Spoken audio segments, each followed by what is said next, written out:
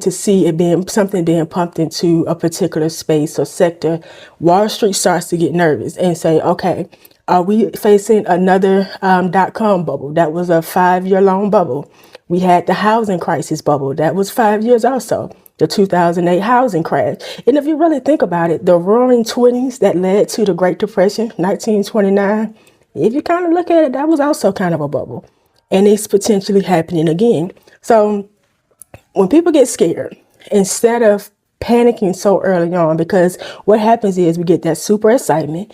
Everybody's investing in it, whether institution, retail investors, Fortune 500 companies, hedge funds, all of them. Everybody's pouring their money into it. And then it starts to boom. The price is up. The demand is up.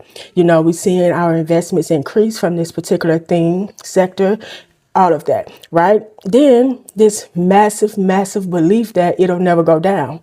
Something like with Bitcoin. NFTs also was another bubble where it's still kind of attached to that, the blockchain, cryptocurrency, but we saw how the hype was around NFTs. Yeah, millionaires were made. People were making a ton of money. You had music artists who was actually using NFTs to sell their album without going through the traditional route.